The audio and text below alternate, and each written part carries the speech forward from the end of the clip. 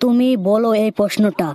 3 বর্ণের নাম আছে, এক দেশ, মাঝের বর্ণ বাদ দিলে খেতে লাগে বেশ। বলো কি শব্দটা? স্যার, আপনি আমাদের স্কুলে নতুন আসলেন? স্যার, আপনি আমাদের নতুন কি ক্লাস নেবেন? হ্যাঁ, আমি তোমাদের স্কুলে নতুন জয়েন করলাম। আমি তোমাদের ইতিহাসের ক্লাস নেব। স্যার, আমাদের পড়াশোনা নেন তাহলে? আরে বাবা, পড়া নেব। আগে তোমাদের পরিচয়গুলো নেই। আমি তো আজ নতুন। আগে তোমাদের পরিচয়গুলো দাও। আমার পরিচয়টা আগে শুনে নাও তোমরা। আমার নাম হলো লতিকা। আমি ল্যাংচাপুর থেকে এসেছি। আমি ল্যাংচাপুরে স্কুলে আগে মাস্টারি করতাম, এখন তোমাদের স্কুলে এসেছি। এই তোরা শুনছিস, স্যারের নাম লতিকা। এই তুমি কি ফিস করছো? স্যার, এবার তোমাদের কিছু না। পরিচয়গুলো দাও তো একে একে। স্যার, আমার নাম খান বাহাদুর জাকির মোল্লা। আমার গ্রামের নাম ন্যাংড়াখালি। বসো। তারপরের জন বলো এবার। স্যার, আমার নাম হলো পেঙ্গু চাঁদ। বসো। এর পরের জন বলো। স্যার, আমার নাম হলো খিচিক।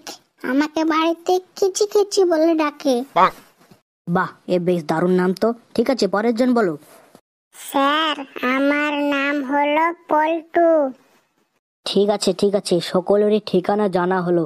এবার তোমাদের কতটুকু কমন সেন্স আছে সেটা জানবো। তো তোমাদেরকে একটা সাধারণ জ্ঞান থেকে কিছু প্রশ্ন জিজ্ঞাসা করব, তোমরা উত্তর দিবে, ঠিক আছে? পল্টু, আগে তুমি দাঁড়াও, তাহলে বলো আমার একটা প্রশ্নের উত্তর। বলেন স্যার, কি প্রশ্ন? তুমি বলো এই প্রশ্নটা। 3 বর্ণের নাম আছে, এক দেশ, মাঝের বর্ণ বাদ দিলে খেতে লাগে বেশ। বলো কি শব্দটা আর কোন দেশটা? স্যার, আমাকে একটু ভাবতে দিন। তোমাকে 5 সেকেন্ড টাইম দিলাম। স্যার, আমার দ্বারা এই প্রশ্ন করা অসম্ভব, আমি পারবো না। আমি জানি পল্টু তুই পারবি না। বস পল্টু, বস। পরের জন পারবে? না স্যার, আমি তো পারবো না। স্যার, আমি পারবো। তুমি পারবা? তাহলে বলো দিনি। স্যার, ভারতের মাঝের অক্ষর বাদ দিলে ভাত, যা আমরা প্রতিদিন খেয়ে স্কুলে আসি। Very good. এই প্রশ্নের উত্তরটা তোমাকে কে শেখালো বাবু? স্যার, আমার মামা এটা আমাকে শিখিয়েছে। আরো একটা সাধারণ জ্ঞান থেকে তোমাদের প্রশ্ন ধরছি, তোমরা ঝটঝট উত্তর দিবে, ঠিক আছে? বলো, তুমি মিডিলের জন উঠো। বলেন স্যার। তুমি বলো, কার মাথা আছে কিন্তু বুদ্ধি নেই? স্যার, আমাদের গ্রামে একটা পাগলা আছে, তার মাথা আছে কিন্তু বুদ্ধি নেই। তোমার হয়নি। পরের জন বলো। স্যার, আমি এটা পারবো, বলছি। ছাতার মাথা আছে কিন্তু বুদ্ধি নেই। ভেরি গুড খিচিক, সঠিক উত্তরটা দেওয়ার জন্য। সাধারণ জ্ঞান থেকে আর প্রশ্ন করব না, যেহেতু আমি ইতিহাসের শিক্ষক, তাই ইতিহাস থেকে এবার তোমাদেরকে 2-4টে প্রশ্ন জিজ্ঞাসা করব। পল্টু, তুমি দাঁড়াও। বলো, অবশিল্পায়ন কাকে বলে? স্যার, অবশিল্পায়ন হলো শিল্প শেষ হয়ে যায় তাকে বলে। এই গাধা, একে অবশিল্পায়ন বলে? ইতিহাসের ভাষায় কাকে অবশিল্পায়ন বলে সেটা বলতে বলেছি। স্যার, আমাদের অতদূর এখনো পড়া হয়নি। ঠিক আছে, তাহলে তোমাদের কতদূর পড়া হয়েছে? আমরা ওই উড়িষ্যা পর্যন্ত গিয়েছি। এবার আমার মেজাজটা গরম হয়ে গেল। আমার সঙ্গে আর কি করছো তোমরা? উড়িষ্যা পর্যন্ত গিয়েছে, এসব কি কথা? স্যার, আমি ওটা বলতে চাইনি। ওই যে বাংলা, বিহার, উড়িষ্যা, অতদূর আমরা পড়েছি। ঠিক আছে, তাহলে এবার তোমাদের ওখান থেকেই প্রশ্ন ধরছি, তাহলে উত্তর দাও, না হলে কিন্তু পেদাবো তোমাদের। পল্টু, এবার বল, পাঠশালা বন্দোবস্ত কাকে বলে? এই আবার কি প্রশ্ন ধরলো স্যার? পাঠশালা বন্দোবস্ত মানে? কি গুজগুজ করছিস মনের ভেতর? যা বলবি খোলে বল। বলছি স্যার, বলছি।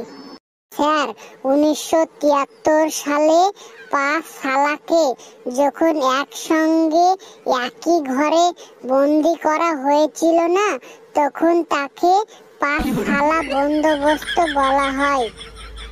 আমার সাথে আর কি করছিস? তুই তো আরো আমার মেজাজটাকে দিলি খারাপ করে।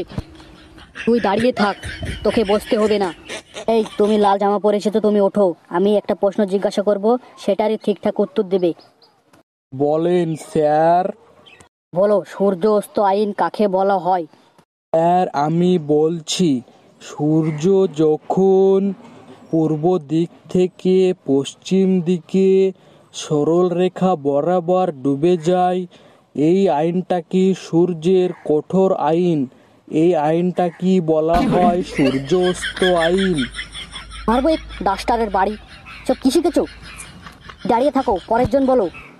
স্যার আমি বলছি, চিরস্থায়ী বন্দোবস্তের অন্যতম শর্ত ছিল যে বছরের একটি নির্দিষ্ট দিনের সূর্য অস্তের মধ্যে সরকারি রাজস্ব জমা দিতে না পারলে সেই জমি বাজেয়াপ্ত করা হবে।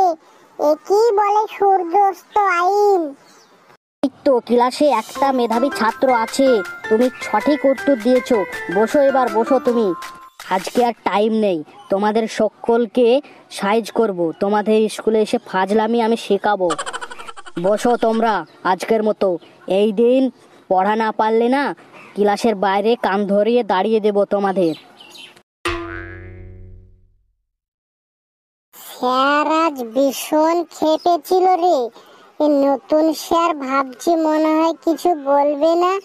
আমার ওপর তো ভীষণ রেগে গিয়েছিল রে। তাই বলছিস? আমার একদম ভিতরের হার্টবিট যা বেড়ে গিয়েছে না, এখন পর্যন্ত থামছে না। আমি দারুণ উত্তর দিয়েছি। আমার উত্তরে স্যার খুবই খুশি হয়েছে। তুই তো দেখে দেখে বললি, আমি বলিনি তাই, না হলে তোকে স্যার পেদাতো। দিন থেকে পড়া করে আসবো বাড়ি থেকে।